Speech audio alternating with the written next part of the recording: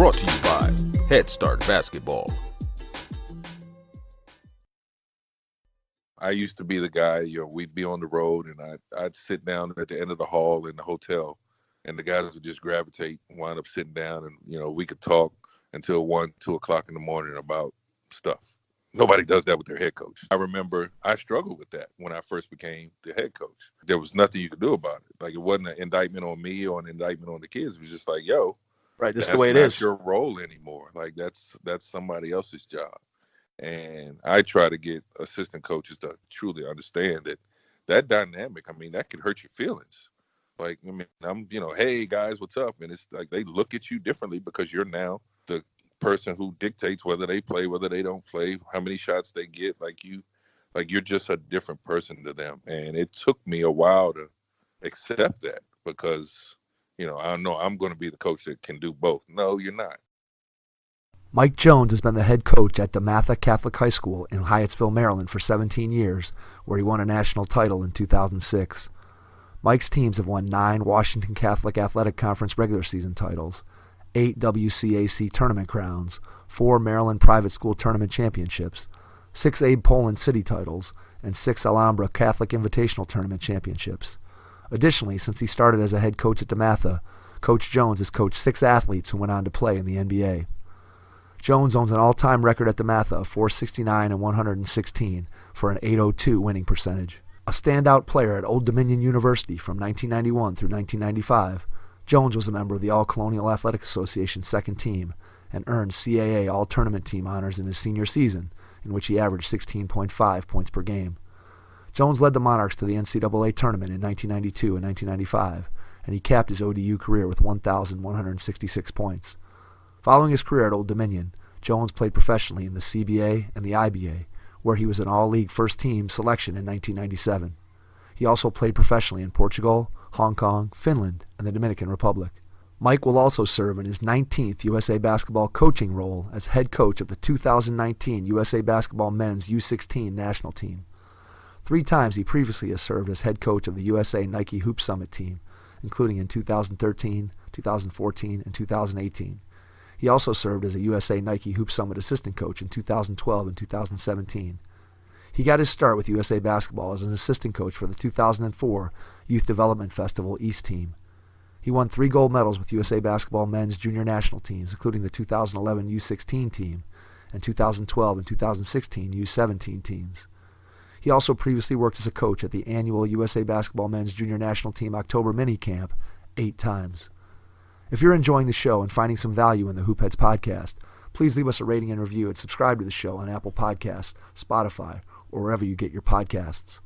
You can listen to all of our previous episodes and learn more about the show by visiting our website at www.hoopheadspod.com. You will definitely want to take some notes as you listen to this episode with Coach Mike Jones from DeMatha Catholic High School in Hyattsville, Maryland. Hello and welcome to the Hoopheads podcast. It's Mike Klinzing here with my co-host Jason Sunkel, and tonight we are pleased to welcome to the podcast from DeMatha Catholic High School, Coach Mike Jones. Mike, welcome. Hey guys, thanks for having me. Yeah, we are very excited to get you on the show and dig into all the great things that you've been able to do and experience in the game of basketball. But first, we want to travel back to the time when you were a kid and talk a little bit about how you got into the game of basketball as a young player. So if you talk a little bit about that, that would be great. Okay. At least as far back as I can remember, my parents splurged. We moved to a new home somewhere around second grade, looking for something for us to do. We moved to a pretty new neighborhood, so there weren't any other kids around. They were still building houses all around us. So my dad bought a pole and a basket and put it in our front yard. And I had an older brother, almost 3 years older than me, and he was really good. So that is what, initially piqued my interest. And, honestly, I just kind of grew up trying to be better than him. And that was finding out later on that was a pretty good bar to set. Yeah, that's a pretty good advantage. I was a stubborn kid, and I refused to acknowledge he was better than me. And I pretty much killed myself trying to be better than him until the day that I was. And, and that's when I found out I was a pretty decent basketball player. So, being the coach at DeMatha, is pretty special to me because I went to DeMatha, played at DeMatha, and I owe a lot of who I am as a coach and as a player, or was as a player, to what I learned in my 4 years of high school. So talk a little bit about how you ended up going to DeMatha. Like, what was your process when you were a junior high, middle school kid, in terms of where you were playing, how you were playing? Because I think the game has changed a little bit in terms of how kids go about going through their career. When kids that are my age, and I'm a little bit older than you, but I spent most of my time playing on the playground, at the park, and in the driveway, as opposed to playing in a gym with the AAU system. So can you talk a little bit about what that piece of it was like leading into your decision to go to DeMatha? Well, pretty cool for me. So, I came along at a time where AAU was just becoming a thing. Lester Butler was a girls' high school coach in this area, in the D.C., Maryland area, but he had a son. He had a daughter and a son. His son was my age, and he's now actually the head coach at Virginia Union University in the CIAA, a very successful program. But Coach started a boys team on the AAU circuit when his son got to, I believe, 11, 12 years old. And, fortunately enough, they saw me play and asked if I wanted to play with them. And my team, it's much different now. Back then, if you had 80 teams, each state represented, that was a pretty big tournament. Now you have tournaments with 1,000 teams in it. But we won the national championship for AAU as 12-year-olds. We went and qualified as 13-year-olds, but the other DC team won the national championship. And then we won again at 14 and 15 years old in Seattle, Washington, and Orlando, Florida, and in Kingsport, Tennessee. So, my exposure to basketball, through DeMatha and then through AAU was pretty cool to come along at that point in time. I wanted to go to DeMatha because, in that day and age, Danny Ferry, Adrian Branch, guys like that were household names, and they all had the common denominator of going to DeMatha. And fortunately enough for me, my dad used to babysit Adrian Branch and his little brothers when they were kids. So there was a connection there. And Adrian Branch was playing with the LA Lakers at the time. And he would come home and drag me with him to the rec center. So again, I fortunately very blessed to have someone of that caliber, basically trying to teach me how to play the game of basketball. And I mean, it didn't hurt my feelings at the time because I was pretty much going to do whatever he told me. But right. I mean, he literally told me, like, hey, you need to learn how to play, because I did. And I was in the 8th grade at the time. And I mean, he never said a word about DeMatha, but I knew I wanted to be like him. So I went home and told my parents I wanted to go to DeMatha. My brother and sister both went to public school, neighborhood public school. But I told them I wanted that opportunity, and they, I guess, talked about it and then said, hey, if you want to do this, you can. We'll sacrifice to put you in that position. But, I mean, basically, this is on you. And, I tell my kids all the time, my parents never checked my homework. My parents, came to meet my teachers, but they, if I had an issue, it was almost like they looked at me like, you better figure it out. I had issues with a coach. It wasn't, hey, let's go talk to the coach. It was like, hey, you wanted to do this, like, you better make it work. And, at some point in time, I understood what they were trying to do. They were trying to get me to, first of all, take ownership of whatever was going to happen to me. But then also, they truly trusted the teachers and the coaches I had, regardless of whether or not I felt like something was fair or unfair. They trust the adults in my life. And, nowadays that's something that's so rare, but, it's something that definitely I think would help kids a lot. So anyway, that's how I was the 16th man on a 16-man freshman team, but things worked out. I worked really hard, and I had a good attitude, and I got better fast because I was around other really good players and coaches. Yeah, for sure. I mean, I think when you surround yourself with other really good players, and obviously it sounds like from your AAU experience and then on into DeMatha, you had that opportunity, and we all know that that's how you improve and get better. What was your first impression of Coach Wooten when you first met him, and what do you remember about those early days at DeMatha with him? The biggest thing was like everyone was in awe of him. In the 8th grade, I did go visit DeMatha, sat in a practice, actually talked to the football coach, didn't even get a chance to talk to Coach Wooten because of practice. But just, I mean, he was just this person who you just immediately had a tremendous amount of respect for. I mean, his reputation spoke for itself. And I felt honored just to be in the gym and watch his practice and his players and watch them play. But, and it was just, freshman, sophomore year to have to say your name was like gold. Like, hey, Mike, how you doing? I mean, I was just like, oh my gosh, coach just spoke to me. And, yeah, it was just something that I will never forget that experience. I learned so much from him as a player and as a coach. But, you were scared to say two words to him. If he spoke to you, you kind of said hi, and it was like, pretty girl speaking to you. So. Totally understand. What do you remember that you took away from your time playing for him? I want to just throw a coach question at you, and then we'll come back to the playing piece of it. What things or did you take away from him as a coach that you've incorporated into your coaching style? Well, the one thing I think, coach had many qualities, but I think the most impressive thing about him is that he always coached his team. And what I mean is he has a system, he had a system, but he was always willing to adjust. I mean, to be able to coach across 5 decades and be as successful as he was absolutely amazing. But the reason why he was able to do that was because of his ability to just adjust to who he had on his team.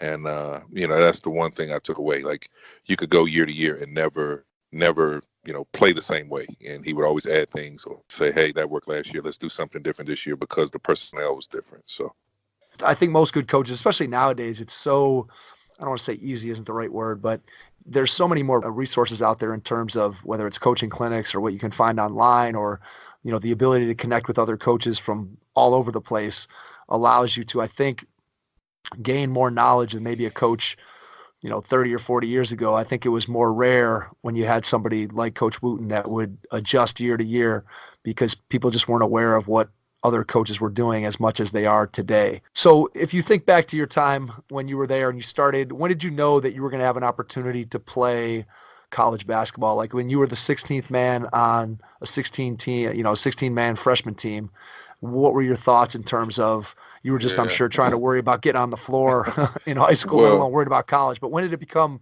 apparent to you that you might have an opportunity to play beyond college? I mean, or beyond high school?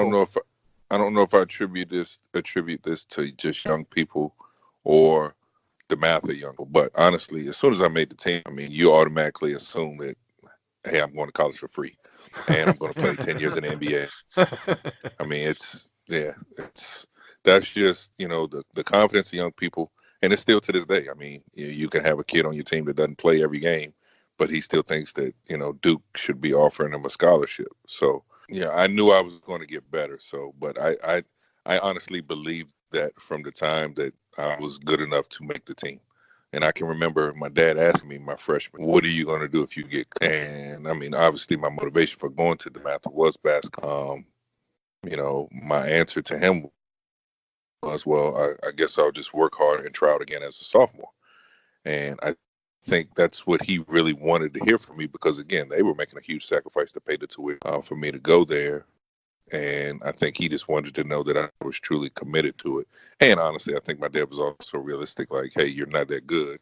And like what, these other guys are. So what are you going to do if? But it worked out. And honestly, like I said, from the time I made, basically I started paying attention to colleges because I'm like, that's what's, and fortunately I worked hard enough to be able to earn that. So talk about what you did, let's say in your off season. Obviously during the season, you're improving and getting better, but we all know that a lot of individual improvement for players happens in the off season. So can you talk a little bit about what you did in the off seasons while you were in high school to really get your game up to the level that you felt that it would need to be able to continue to play? Well, I learned something very early on in freshman basketball team tryouts my freshman year. I couldn't make a left-hand layup. Yes, pretty much everybody else could. Or at least the guys that, let's say, were in the top 30 players trying out. And we probably had 100 kids try out. But when we got down to the top 30, I remember we were warming up. And every time on the left-hand side, I would shoot a right-handed layup. And I guess I'd been able to get away with it up until that point. And the coach, and he, said something to me, hey, you got to, on the left hand, you got to shoot on the left-hand side, you got to shoot with your left hand. And next time I went, I tried to get away with shooting with my right. And so then he really stopped everything and made everybody stop and said, and they used to call me Jonesy. It's like, Jonesy, I want you to make a left-handed layup. So I went in and it was awful. So he basically stopped practice and said, hey, we're not doing another thing until Jonesy makes a left-handed layup. And that was the most brutal thing ever, because I couldn't do it. I had no confidence in it. After missing one or two, then it's like, oh crap. So finally I make it, and I vowed that I would never be put in that position again. So by January of that same season, like I was like literally doing almost everything with my left hand. Like I'd really, like, after practice, before practice, on the weekends, like whatever opportunity I had to work on my left hand, I would. And the funny thing is, when I worked out with Adrian Branch, he used to tell me the same thing, and I didn't get it. Didn't sink in. So it took that point. Yeah, I mean, it took that embarrassment basically to get me to do it. And I knew that there's definitely things that I didn't do well, and I needed to pick something. So every offseason, I just picked two things and said, hey, these are the things I'm going to get better at. I was a really skinny kid, and it took me a while to realize that strength was going to be important. So I really didn't focus on that until going into my senior year. But my outside shooting, my ball handling, being able to, my godfather put me in a jump rope class one year just to make sure that I got my foot speed and agility a whole lot better with a bunch of old ladies at the local middle school. And I used to like literally leave there and then go to the playground and play. And guys would be like, yo, why are you late? And I was just too embarrassed. I was basically with a bunch of senior citizens in a jump rope class. But to be honest with you, it was one of the best things I ever did for my game, because I became a much, much better defensive player because of my ability to move my feet. But I mean, that was just me in the off season. And again, that work ethic and like things like that have definitely transferred into coaching. And, I can tell when guys are really putting in that work in the off season. And, I have a different relationship with those guys that are willing to do that, without being told, the guys that are self-starters. Yeah, I think that's the key for any kid who's really going to make a leap from year to year is, are they willing to do it on their own? And it's one of the challenges that I think high school coaches face all over the country is, how do we get our kids, how do we motivate them? How do we get them in the gym? And to your point, I think the best kids are the ones still that you don't have to motivate them, that they are motivated by themselves and they want to be self-starters. They want to get out and improve and get better.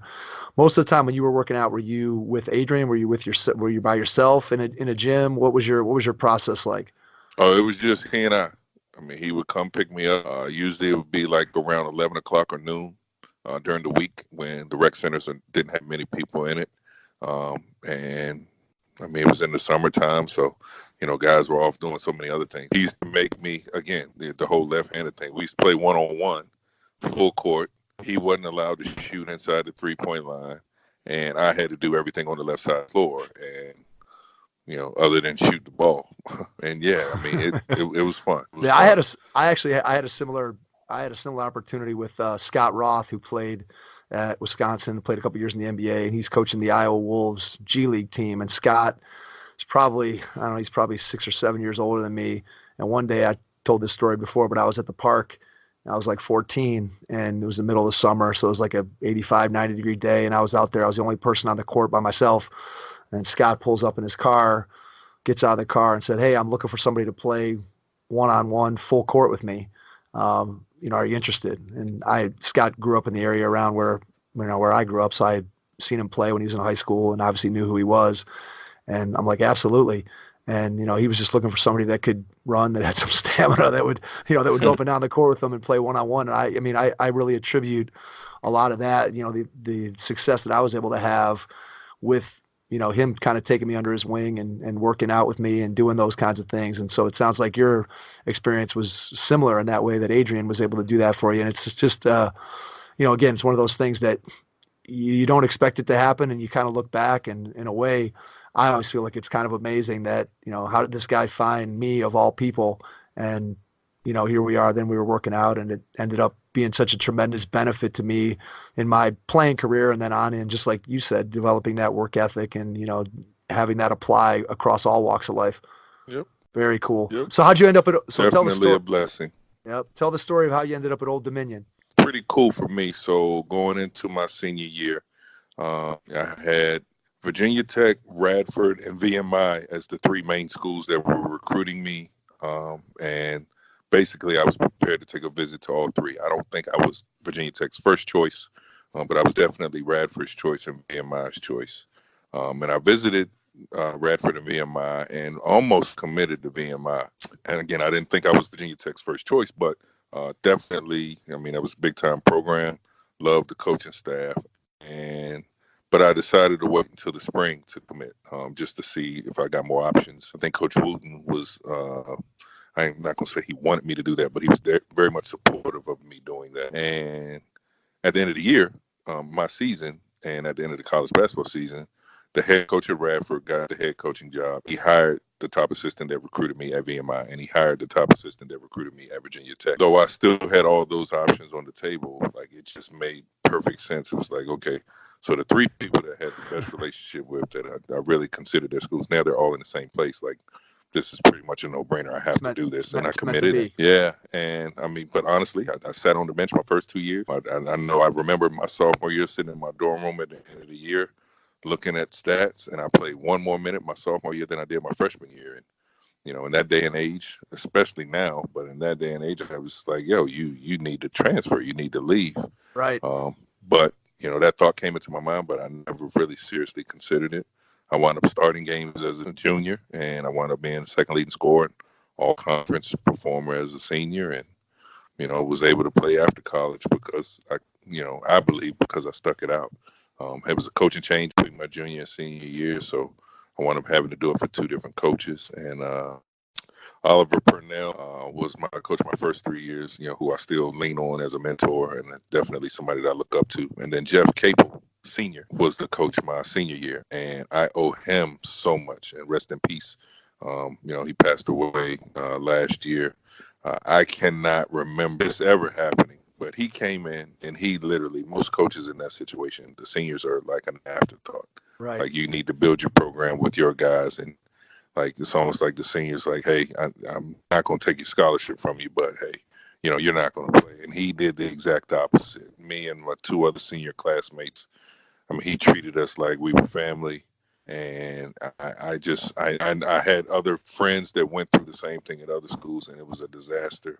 And I'm still beholden to his family just because that situation could have been handled so much differently. And I'm just so thankful for him that my college experience ended the way it did. I mean, my senior year, we make it to the NCAA tournament, beat Villanova in the first round in triple overtime, and like one of the greatest NCAA games in history. And we're like, I'm in the middle of all of that when I could have been sitting at the end of the bench pouting because the guy's going with the younger guys. So yeah, that's a great lesson. I love the thought that you had when you're sitting there as a sophomore and you're like, man, I'm not playing. And I think today you probably, just by virtue of peer pressure and the people around you, would have been a lot more likely probably to transfer out at that point, because everybody, I mean, we all know how big the transfer list is.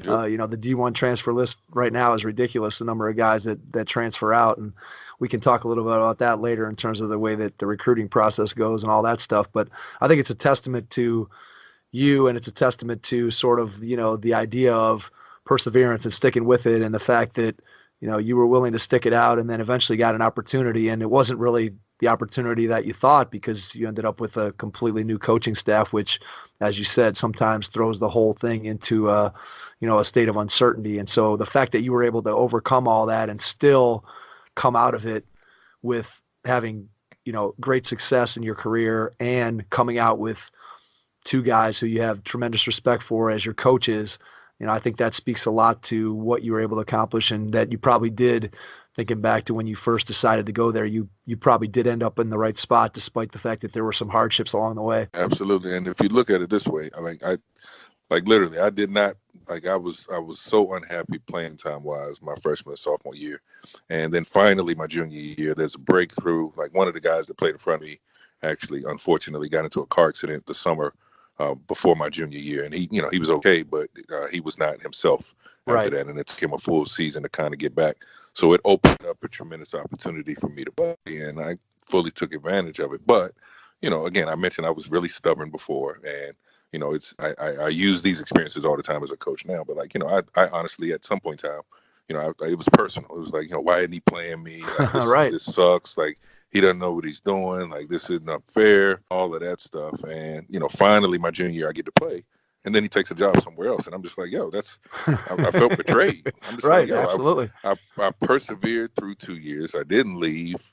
Like, I was mad about it, but like I fought through, and clearly we had great success my junior year.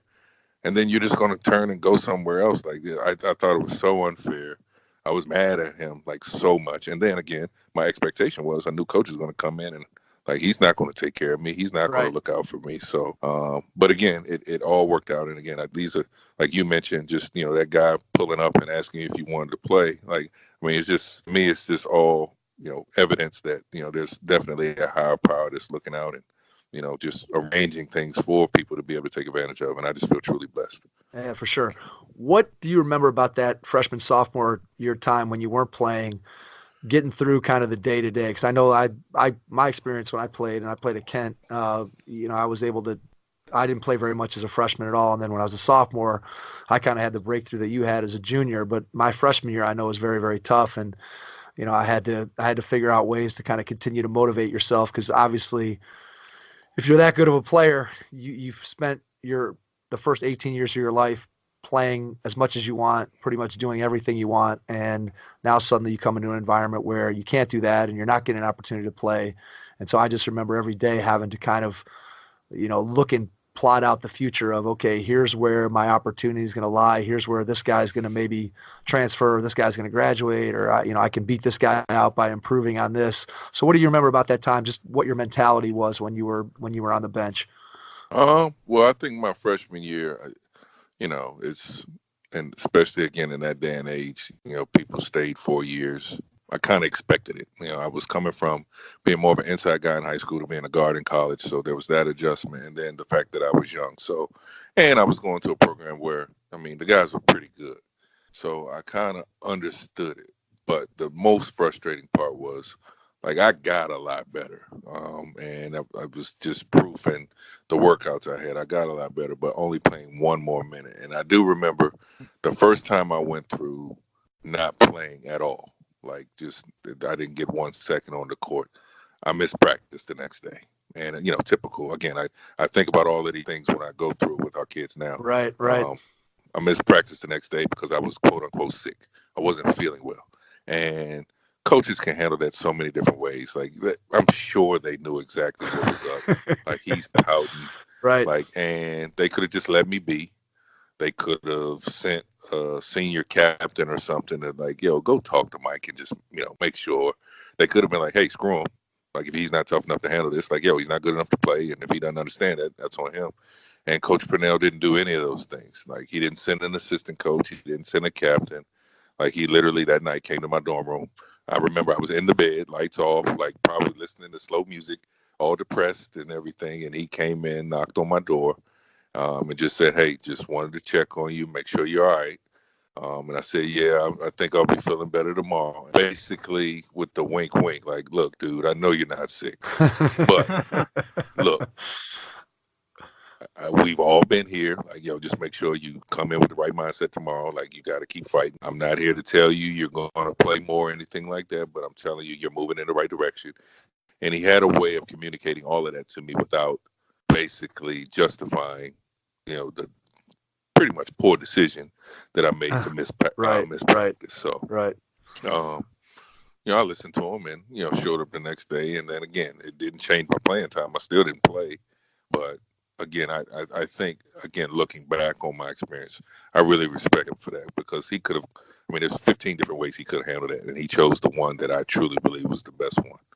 Yeah, the best one for you as a kid. And I think those are the kinds of things that, that's a lesson that you learn that obviously it's tangentially related to basketball, but it wasn't a direct basketball lesson. And sometimes those life lessons that we can teach as coaches are the things that, really make the biggest impact. And, you're still feeling the effects of that story, 25 years later. And, Yep. And that's something that I think we all we all know as coaches that we have that kind of impact, but sometimes in the day-to-day you kind of forget about that, or maybe get lost in, what you're doing on a day-to-day basis.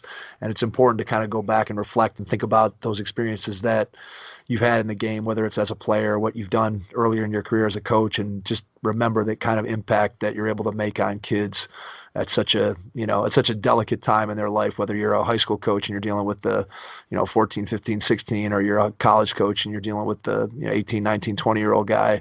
It's just everybody's impressionable at those ages, and the decisions that you make as a coach, again, they have long-lasting impact. I mean, I can just tell from talking to you, and I know my own stories, that those things are things that I'm going to be 85 years old and still telling those stories and still thinking about the impact that they had on me. And it's kind of amazing what basketball and sports are able to do for people.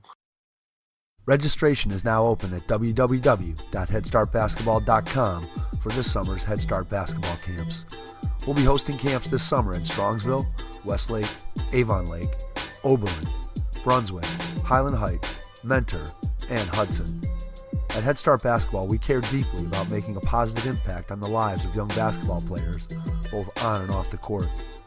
It's through building strong relationships with our players, parents, and coaching staff that we are able to use the game of basketball to enrich the lives of those we interact with, both inside and outside of our organization. We believe that our attention to detail, our growth mindset, and our commitment to lifelong learning allows us to help our players achieve their fullest potential. We are passionately committed to providing players, parents, and coaches with everything they need to reach their goals. These core values run through everything we do. Check out our website, www.headstartbasketball.com, and discover why you should attend a Head Start basketball camp this summer. Hope to see you there. So many things can be taught, and I know we haven't talked about the USA basketball experience, but this past weekend at the Final Four, we had our mini camp, and former Secretary of Education Arnie Duncan came through and spoke to the guys. And he's a Harvard grad, and obviously been, part of a presidential cabinet. And he said all the best lessons he's learned in life has been through the game of basketball. Hasn't always dealt with basketball, but it's been through the game of basketball, and especially with working with others and fighting through adversity and things like that. And I mean, sitting there back and listening, even as an adult now, those things are so. Yeah, it has a great impact. I got to hear, he was at the Junior NBA Leadership Conference last spring in Chicago, and he was on one of the panels, and I got a chance to hear him talk. And he talked at that time kind of about just how the system of basketball, he was such a bigger fan of the way he grew up, which was on the playgrounds and, playing with his friends in the neighborhood, and not so much having to. And then he was talking about driving his kids around to these different AAU tournaments and all this. It was interesting just to hear, again, somebody who's attained the level of success that he's been able to attain, just talk about his experience in the game and relay just how much of an impact he felt like the game of basketball had on him, and all the things, just like you said, that he learned growing up and figuring out how to play with his friends on the driveway or at the playground. It's just figuring out how to play with the president, probably. Yeah, exactly. That was probably the most delicate balance. You got to figure out, do you take Obama down? Don't foul that guy. Do you back off? Or that's got to be tough if you're competitive. You got to want to beat him. Do you ever watch him play in the celebrity games? So, he was MVP the one year. He won the MVP one time, and I was like, he wasn't messing around, man. No, he was not. He was taking everything serious, which doesn't surprise me. Well, pretty cool for me is he went to Harvard. One of my former assistant coaches played on the same Harvard team as he did, and then when he was here in the DC area, his younger son Ryan came to our basketball camp at least 1 week every summer. So, so I had somewhat of a relationship with him. It's pretty cool. You're, 7:30 in the morning, and you knew Mr. Duncan was the mom usually dropped off and picked up, but you knew Mr. Duncan was there when the guy walked in with the earpiece and did a sweep the building first, and then he walked back out the door, and then literally 15 seconds later, Mr. Duncan would walk in with Ryan. You always knew when he was getting ready to show up. Yeah, that's very cool. Those are experiences that, from a basketball standpoint, you can't even begin to describe to people who aren't involved in it. Just, the opportunities that it affords you from just, I think about your story that you told about being a 12-year-old and going and being able to travel for the national AAU tournaments, just to be able to be exposed to those kinds of things as a kid are tremendous. And then obviously you've gotten to do some great things, which we'll get to here eventually, with the USA basketball stuff. And I want to talk a little bit about your overseas professional career, because like I told you before we jumped on the show, one of the things that we like to talk to anybody who had a chance to play overseas is, what's your best overseas basketball story? Because universally, everybody has one. We've got some good ones, Mike. So you're going to have to come up with something good if you want to top the list. So let's go there. Yeah. Let's tell us your best overseas basketball story. I mean, I think I have a few. I think one, just to give people a perspective, cutthroat it is.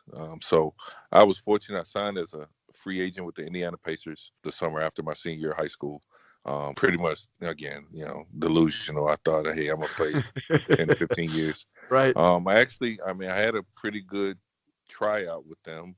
But guys like Reggie Miller, Mark Jackson, those guys, and then they drafted Fred Hoiberg and Travis Best. So, I mean, the writing was on the wall. Like, they weren't going to, I had to be really good for a free agent to take one of the spots of one of their draft picks. So I wound up playing in Finland first. I played in the Dominican Republic. I played in Portugal.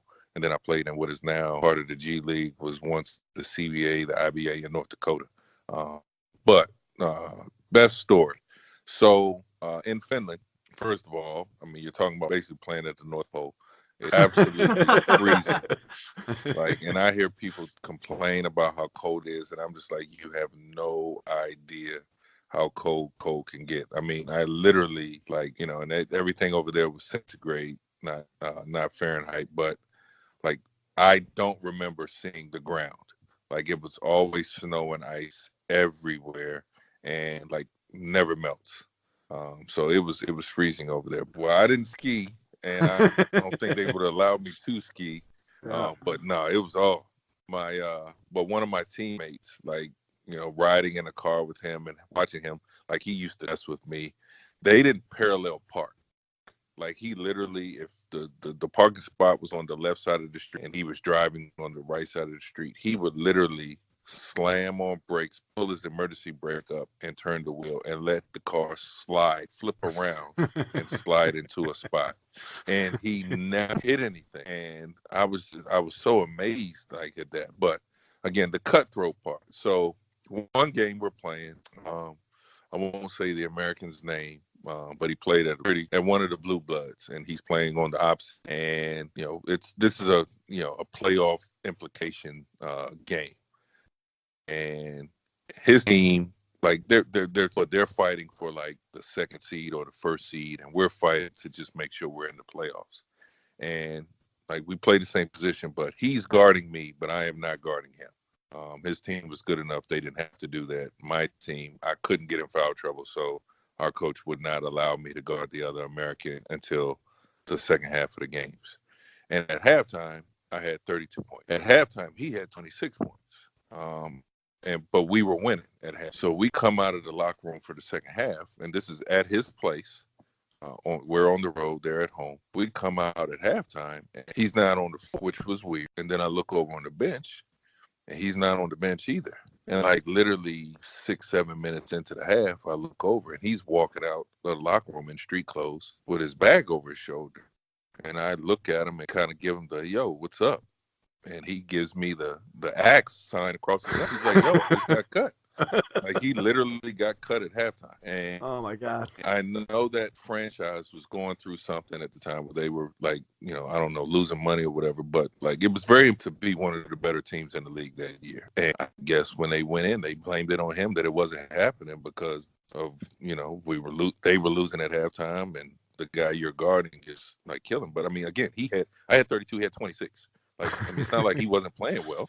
That's rough. You get cut with 26 points at halftime. You're getting cut. Oh my God. That's rough. Gosh.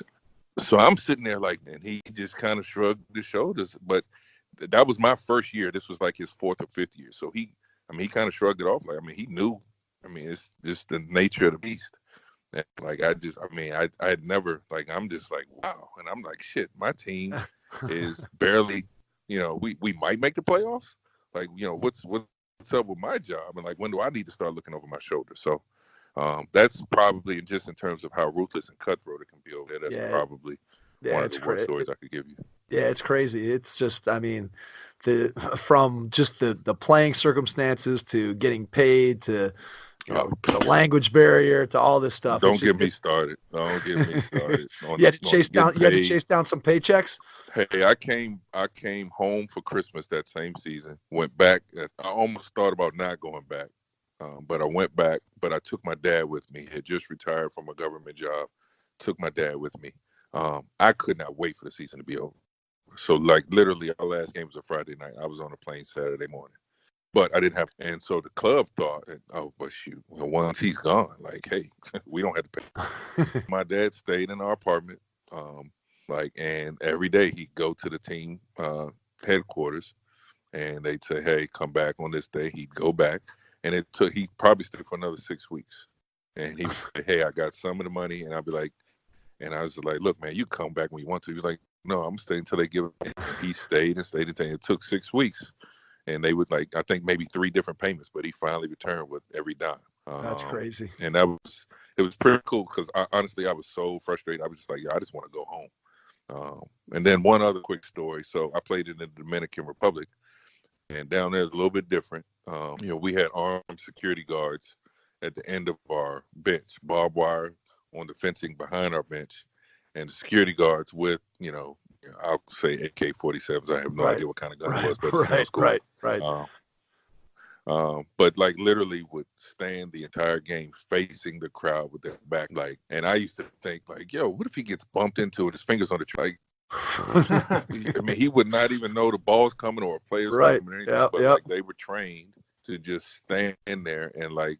Because they would, I'm sure you've heard, like they would heat pennies and throw them at you at the free throw line. Oh, yeah, for sure, right.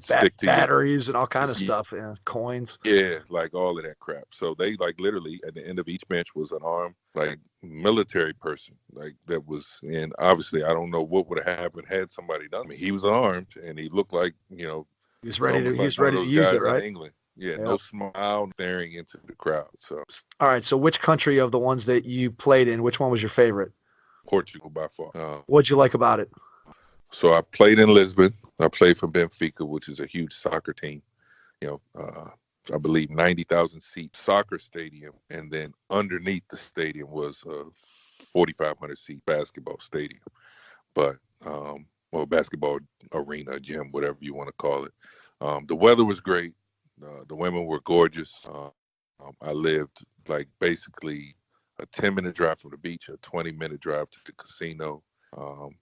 Got in trouble, but I was really into golf at that time, and me and 2 of my teammates basically bought golf memberships, but not knowing that our head coach was a member of the same club. And I guess every time we went there, they would tell him, to the point where they basically, and I don't believe it was in our contract first.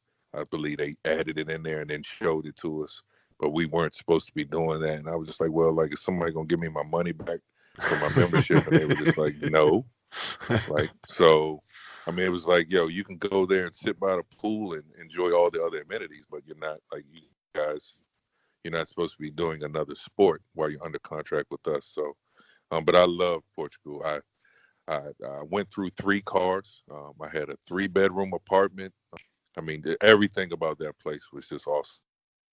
The food was the best out of any of the places that the people were really nice. I had a ball. You didn't like the girls in parkas and boots at in Finland? Well, the females were very friendly in Finland. The guys looked at you like you were just stolen from them. So, but in Portugal, everybody was nice. It didn't matter, Gotcha. Male, female. Yeah. Gotcha. Old. Like they were all great. Understood. All right, let's jump from playing.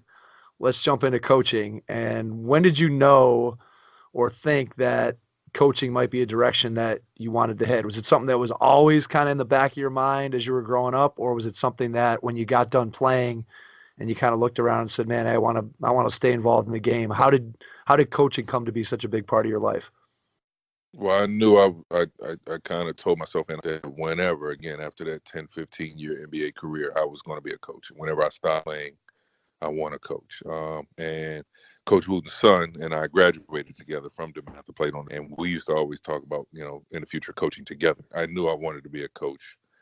just from my days in high school. And I mean, I guess you can attribute that to Coach Wooten being around him. And then, like I mentioned before, my AAU coach was such a huge influence on me.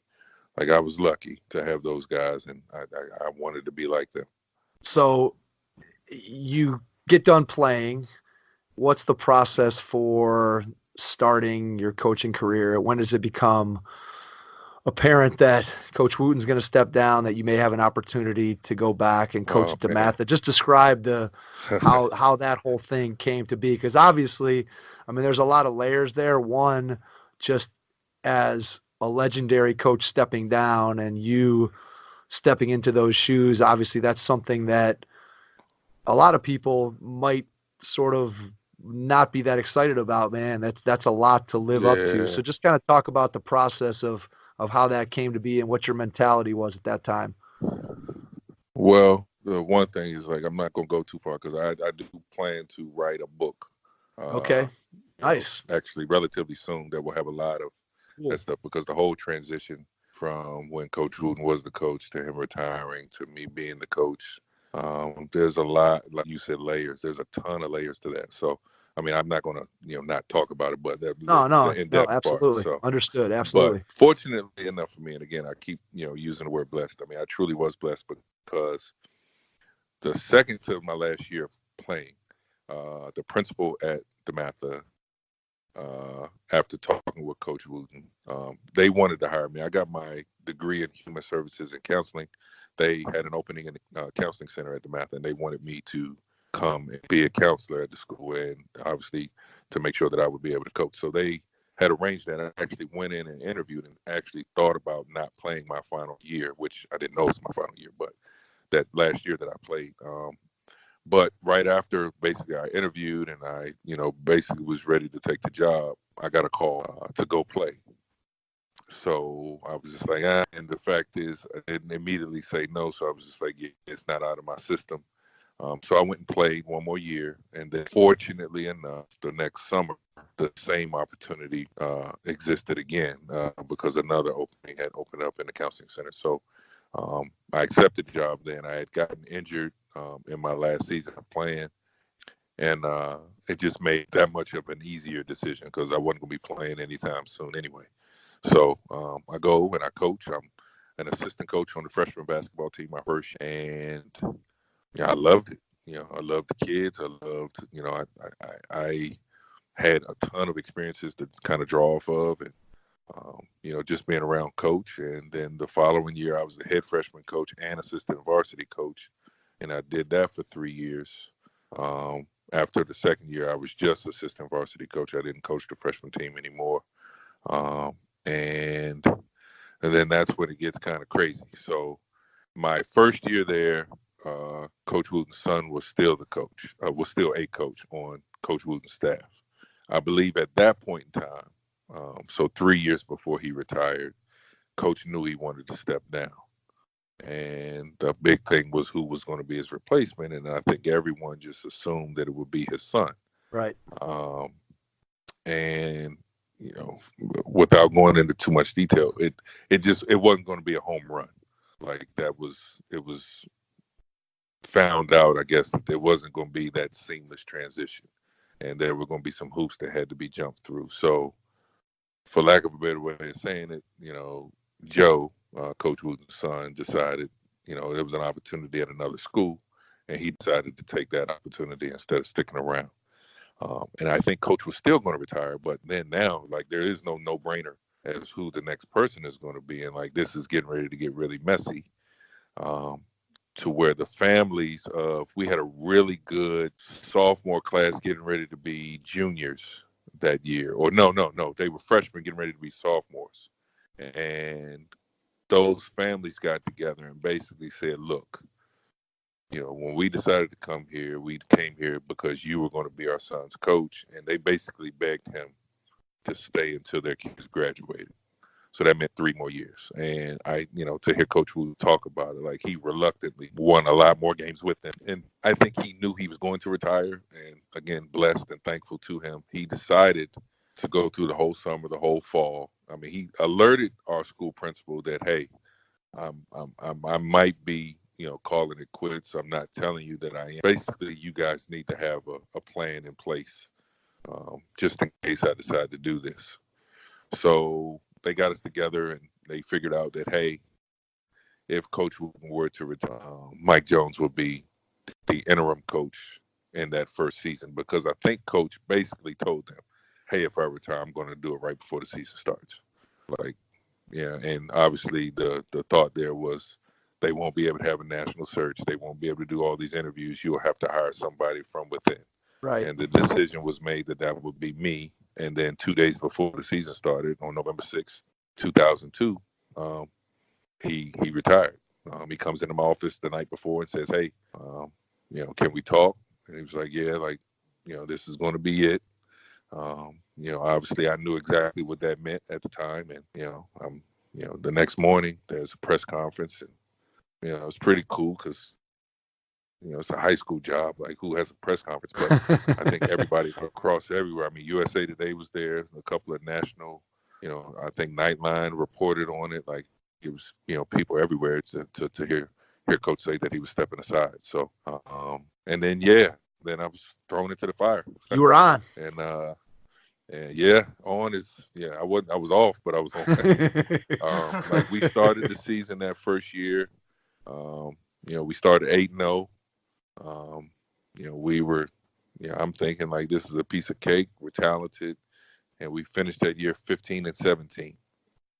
And forget, Coach Wooten always won 20 games. Forget finishing 500. At around DeMatha, I think a lot of people looked at it like, man, the guy was too young. He wasn't ready, number one. Number two, Coach Wooten was, the glue that held everything together. Like, DeMatha will never be the same. There was a lot of reasons for DeMatha to definitely hire somebody else. But, again, fortunately and blessed enough that they believed in me, and Coach Wooten fought for me, and a couple other, pretty important people in our school community pushed for me to get the job. One of them mainly my former boss, the principal of the school, John Moylan. They basically fought to make sure that I could be given a real chance, and they did give it to me, and we've been pretty good since then. So I'd say it turned out pretty good. Yeah, so far. If you're a basketball coach in the greater Cleveland area and you have a passion for teaching the game and might be interested in joining the Head Start Basketball Camp coaching staff this summer, please reach out to us via email at headstartbasketball@usa.net.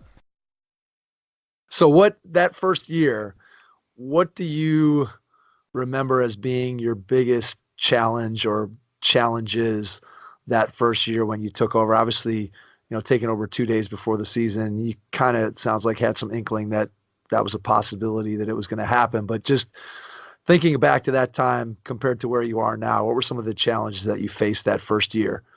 I think, there's so many of them. I think one of the things that I always think about is my relationship, and the relationship I had with the kids. I have a ton of assistant coaches now, and a lot of them want to one day have their own program.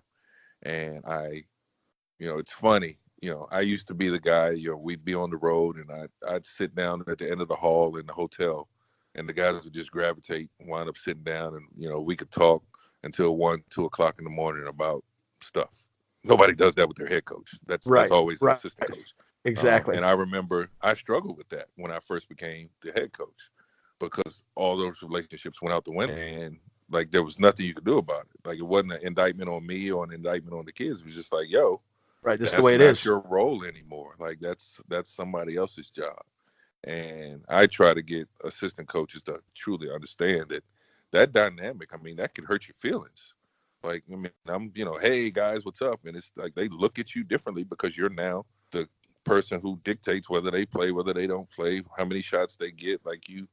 You're just a different person to them. And it took me a while to accept that, because, I know I'm going to be the coach that can do both. No, you're not. Like, that's just not the way it works. So that was the first thing. And then the second thing being just the respect level. And again, I'm not speaking poorly of parents or officials, but there was a certain level of respect that Coach Wooten just, like, he didn't ask for it. It just was. I mean, he right. earned it over his career. Over a long time. Referees treated him one way. Parents knew not to approach him with, nonsense about playing time and things like that. He had his rules. He had his methods, and no one messed with that. Well, it's almost like the teacher's gone, the substitute's there, and I'm, technically the substitute now. Like, they're going to try everything. Referees didn't want to talk to me. It was like, no, that's the call. Sit down, shut up. Like, parents like, hey, no, we're going to talk about playing time. And I'm just like, no, we don't do that. And, oh, yes, we are. And it's just like I had to earn the respect of the basketball community. There was no hiding behind the name DeMatha or the name Wooten anymore.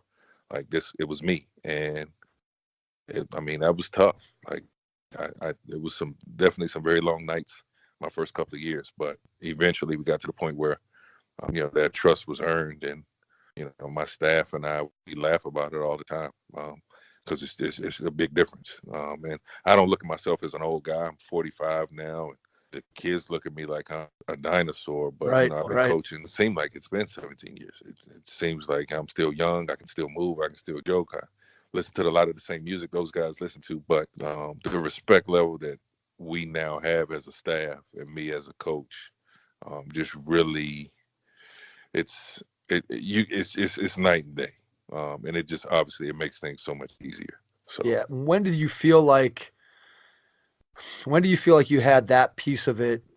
Obviously it's never completely under control, but when did you feel like you had it under control? And then when did you feel like, because obviously Coach Wooten had been there for so long, and the program's standards and ways of doing things and just the process that he had in place had been there for so long, when do you feel like your stamp was put onto the program? How many years into your tenure do you feel like the program sort of transitioned from being his, which there'll always be a piece of it that's his, but absolutely. When do you feel like you were able to put your stamp on it and kind of say, oh, he did it this way, but maybe now we want to do it a slightly different way? When do you feel like you had that type of control over the program?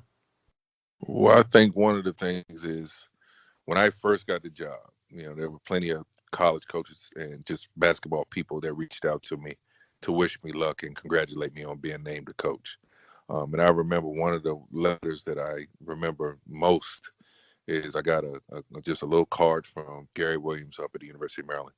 And in the card, it said congrats. And then it says, basically, Mike, do things you're like, don't try to be Coach Wooten.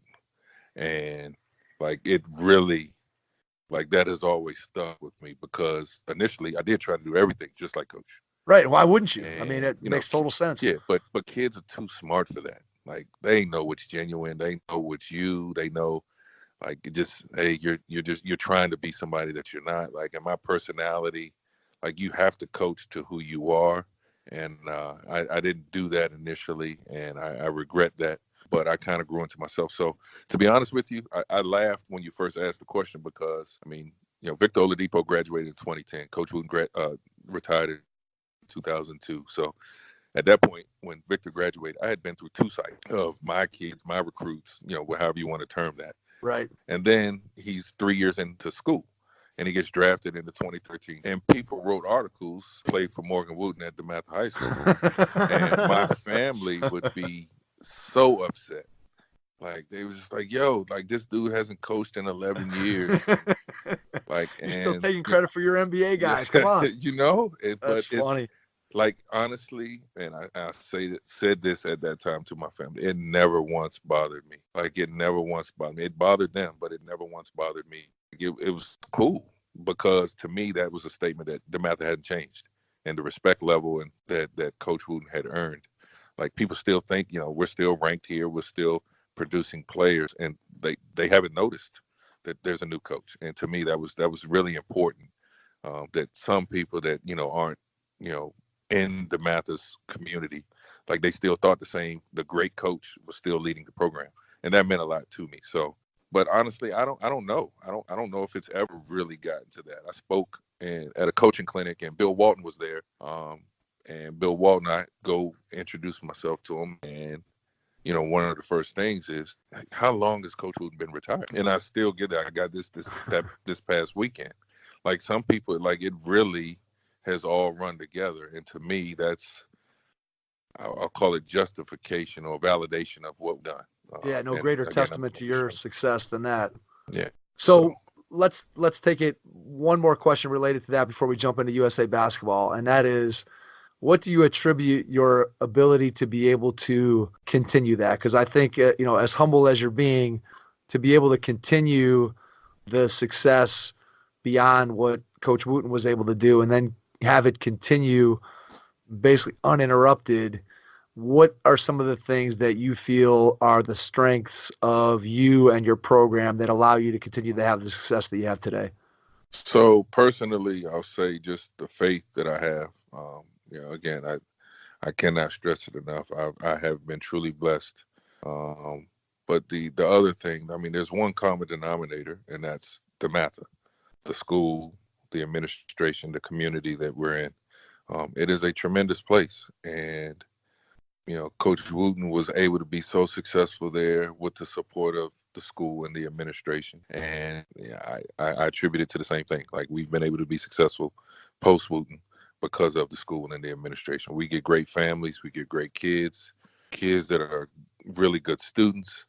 We call ourselves, we're a school full of faith-filled gentlemen and scholars. We add champions on the end of that, but they're young men who truly, we're a school of excellence. Our band program is one of the best in the country. We have other sports that are at the top of their game, nationally recognized. Our science department is tremendous. Our English department is tremendous. Like, we have so many things at our school that they achieve a certain level. If you're a student at DeMatha, you're going to be surrounded by people that, I might be a basketball player, but I'm sitting next to somebody that wants to be the best at whatever it is he likes, the best musician, or, I want to be a businessman, or I want to be an engineer, or, we've got 5 school buildings. 3 of the school buildings at DeMatha were designed by a DeMatha graduate, an engineer that basically got his start in architectural drawing. Like, we're just at a place that I just think we breed that type of mindset. And, excellence surrounded by excellence, continues to push everybody higher. I think that's a great way of describing it. And it's a competitive environment. Yep. Like, we all push. I tell 8th graders all the time, when you sit in a DeMatha math class and you get your first quiz back, the first thing you're doing after you look at your grade is you're looking at the grades around you. Because, it's not like some schools where, you're trying to be cool by getting a C. It's like, no, like, there's no girls. You only have one thing to compete for, and that's, I want to get a better grade than the guy to my right than the guy to my left. Yeah, that's awesome. I think that there's no doubt when you can put yourself into an environment where everybody around you wants to excel, that pushes, everybody to greater heights. And, again, Absolutely. It's a testament to what you've been able to do, that the programs continue to have the tremendous success that it's had, and I'm sure it's going to continue to have the same level of success. I want to jump, before we finish up, I want to be able to talk to you a little bit about USA basketball and just how you got involved with all the guys at USA basketball, and then what some of the experiences have been that you've had an opportunity to be involved with there. I give credit where it's due. So my first appointment to USA basketball was way back in 2004, after my second year as the head coach at DeMatha. And again, we went 15-17 my first year, 19-11 my second year. So it's not like USA basketball picked up something and said, oh my gosh, we got to go find this coach. I think the name DeMatha is what first attracted USA to me. So I was able to coach in the Youth Development Festival, where they used to have an East-West, North-South team. And my team, I was the assistant coach on the team with Herman Reed from Baltimore. We got the bronze medal. So it's not even like we dominated.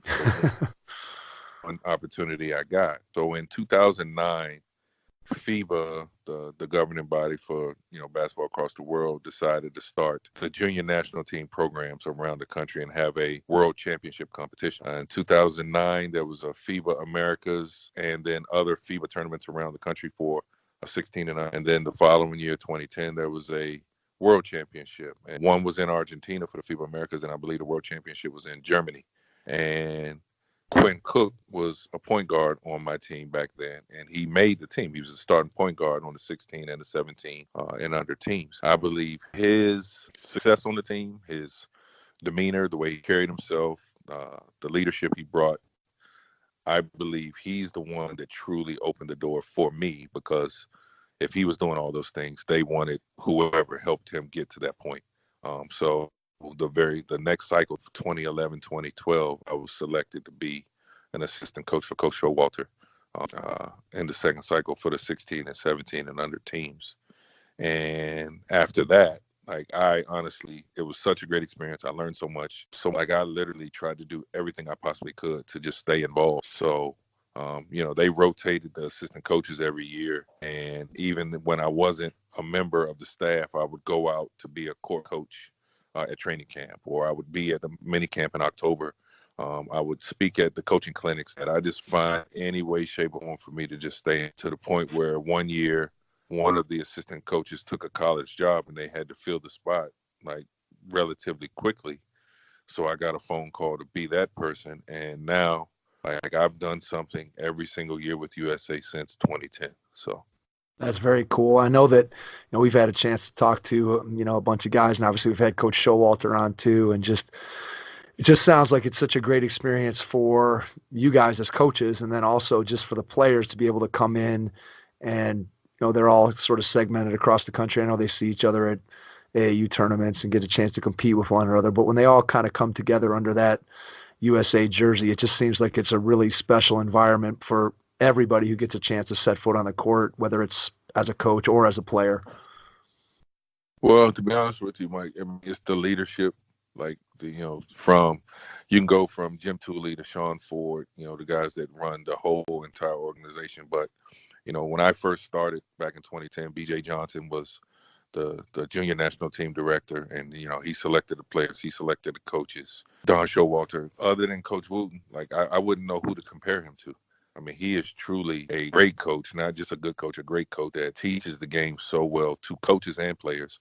And B.J. Johnson took a job with as an NBA scout a couple of years ago, and the reins got handed to Samson Coyote. And Samson was the film guy my first round with USA back in 2011, 2012. He was the guy that, would go set up the film work, break down film and things like that. And now he's the junior national team director. He's great at it. I mean, his relationships with coaches, kids, his vision for the program. I mean, it's evolving with all the NCAA changes and things like that. USA basketball is at the forefront of a lot of those things.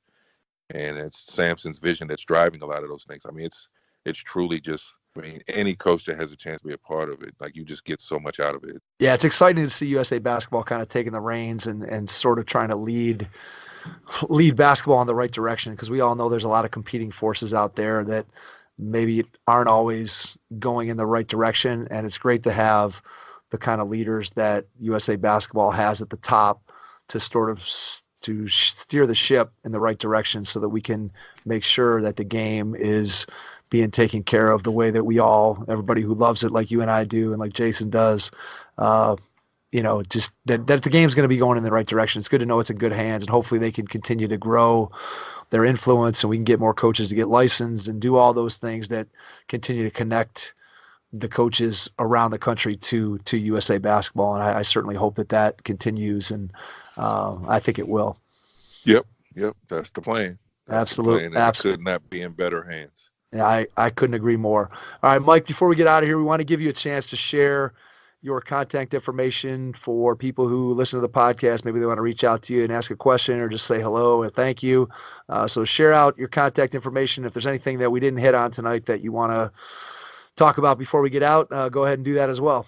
Okay, well, I appreciate that. Again, thanks for the opportunity. I try to be with the time, so to speak. My kids get on my case about it, but social media obviously is a huge thing. So on Instagram, the DeMatha basketball page, myself and a couple other coaches just kind of run through that, but you can stay up to date, at least with pictures from our program, by just following DeMatha basketball. That's DEMATHA basketball. On Twitter, I'm at DeMatha Hoops on Twitter. That used to be the go-to for everything we do social media wise. And then we also have a DeMatha Hoops Facebook page. And then for any coach in the area or that finds himself in the DC area during the basketball season that wants to, come maybe watch a practice or anything like that at DeMatha, my email is demathabasketball@gmail.com. You can feel free to reach out there just to try to basically be able to watch. And we have had plenty of guys come through and watch. And, we appreciate having eyes. And sometimes, there's suggestions even given afterwards. And it all works out. We're all learning from each other. So, and then lastly, and I fully encourage any coach or anybody in the game of basketball to take advantage of the USA coaching that they hold throughout the spring and summer and fall. I'll be speaking at 3 of them this coming year, one in New York, one in Dallas, and then one here in DC. If you go to usabasketball.com, the coaching academy dates are on there. They have one in Vegas, one in Atlanta, I believe one in LA, but they have them all over the country. And I strongly encourage coaches to take advantage, because you have some of the best from across the country participating in those. A lot of college coaches, sometimes you have pro coaches there, and then sometimes high school coaches, but you can just learn so much. And, you see the hashtag grow the game all the time. And that's what we're trying to do. We're trying to grow the game as best as we possibly can. And, things like that really help. So hopefully people can take advantage of that. Yeah, no question about that. I got a chance and saw you speak in Cleveland last year, and that's where I actually met Greg White and Lindsey Huddleston and got a chance to get them on the show. And now we've had a chance to have you on. And again, we can't thank you enough for taking an hour and 15 minutes out of your day to jump on with us. And we really appreciate it. And to everyone out there, we will catch you on our next episode. Thanks. Head Start Basketball's Player Development Academy offers Cleveland area players a unique opportunity to improve their basketball skills. Regardless of a player's age, skill level, or position, training with Head Start Basketball will elevate your game to the next level. Do you want to improve your ball handling, become a better shooter, or develop into a more skilled, confident player? Our Academy classes offer training that's designed to do just that. Our training sessions are innovative and will have you learning skills that are transferable to actual games. We have 4 different class skill levels for boys and girls, ages 4 and up. All Player Development Academy classes will be held at the Strongsville Recreation Center. For more information or to get registered, please visit www.headstartbasketball.com. Thanks for listening to the Hoop Heads podcast, presented by Head Start Basketball.